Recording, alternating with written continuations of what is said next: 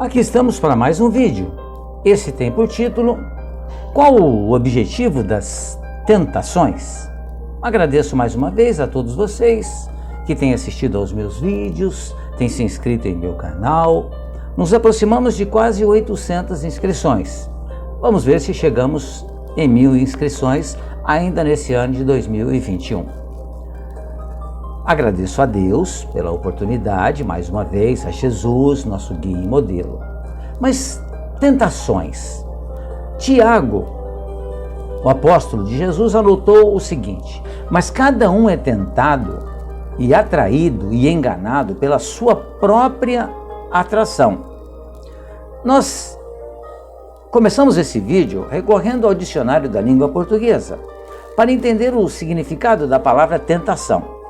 Conforme segue: é um substantivo feminino, atração por coisa proibida, movimento íntimo que incita ao mal, desejo veemente.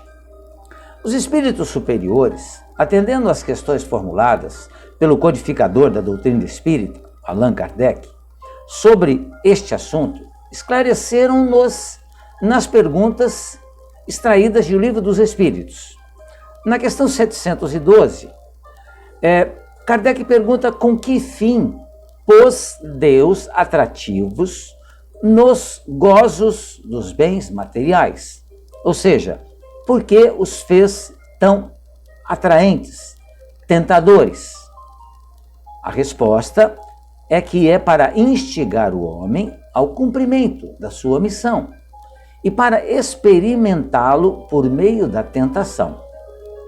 Mas qual é o objetivo dessa tentação? Desenvolver-lhe a razão, que deve preservá-lo dos excessos. Se o homem só fosse instigado a usar dos bens terrenos, pela utilidade que tem, a sua indiferença houvera talvez comprometido a própria harmonia do universo.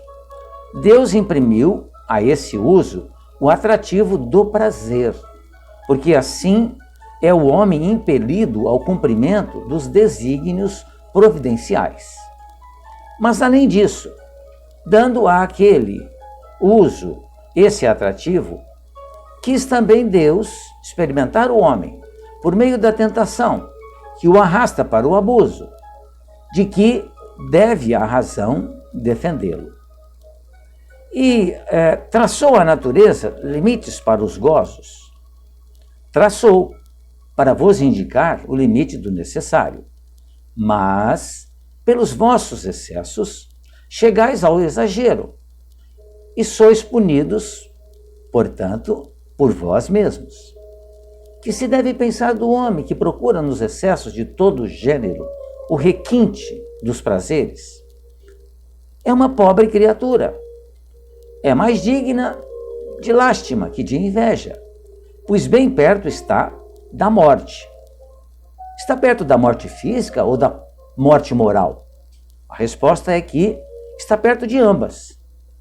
A morte física, pelos excessos que ele faz com o uso do corpo, naturalmente vai fazer com que ele retorne para o plano espiritual antes do tempo previsto. Moralmente falando, é uma figura de linguagem, que ele vai morrer moralmente. Ele não morre moralmente. Nós somos espíritos imortais.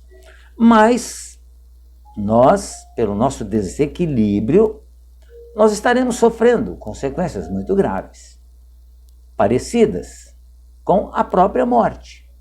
Parece que tudo termina, tudo se extingue. Isso não acontece, mas nós ficamos com essa sensação em virtude dos abusos excessivos que fazemos. O homem que procura nos excessos de todo gênero o requinte do prazer coloca-se abaixo do bruto, pois que este sabe deter-se quando satisfeita a sua necessidade. O bruto aqui, que os espíritos querem nos dizer, é aquela criatura ainda que não está dotada de sentimentos, de inteligência, muito embora já seja um espírito encarnado, mas ele não desenvolveu ainda sentimentos, não desenvolveu a inteligência. Por isso ele é chamado de um bruto. E ele satisfeito então a sua necessidade, por exemplo, a sua necessidade alimentícia, ele para. Agora, aquele que já passou por essas fases, já é uma criatura dotada de inteligência, desenvolveu alguns sentimentos, ele, se não tiver equilíbrio, ele ultrapassa os limites, então, que a natureza lhe tinha traçado e sofre as consequências, naturalmente. Abdica da razão que Deus lhe deu por guia, e quanto maiores forem seus excessos, tanto maior preponderância confere ele à sua natureza animal sobre a sua natureza espiritual.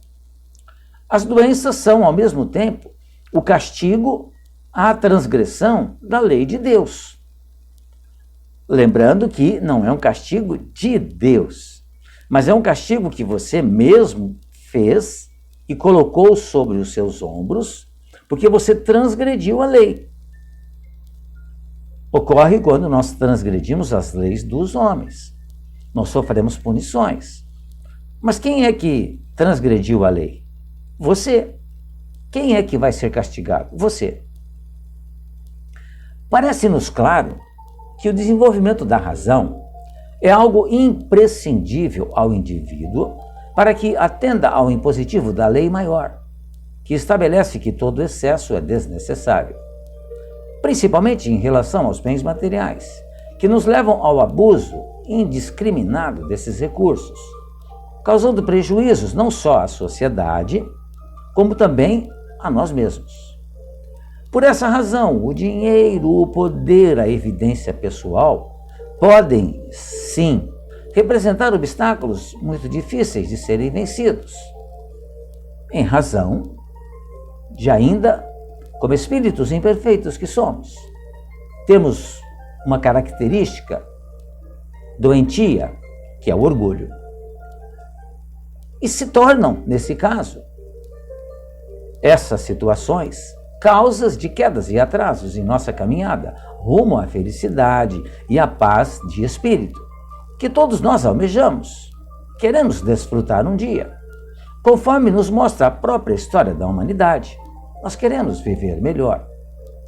Onde o que não faltam são exemplos de personalidades ilustres em todos os setores da vida humana, que se deixaram arrastar pelos prazeres ilusórios das tentações. Aqui poderíamos, sem citar nomes, mas a classe artística, tantas criaturas inteligentes, possuidoras de vozes extraordinárias, possuidoras de uma capacidade de composição lindíssima, se deixaram arrastar pelas tentações e pagaram por isso, regressando mais cedo ao plano espiritual, como suicidas. Precisamos atentar para as instruções que os emissários superiores nos falam sobre o papel da razão, razão que representa o equilíbrio e que se alcança com o desenvolvimento da inteligência que Deus nos concedeu para o nosso crescimento intelectual, moral e espiritual, conforme podemos observar nas questões seguintes. O progresso moral acompanha sempre o progresso intelectual? Decorre desse, mas nem sempre o segue imediatamente. Como pode o progresso intelectual delinear o progresso moral? Fazendo compreensíveis o bem e o mal.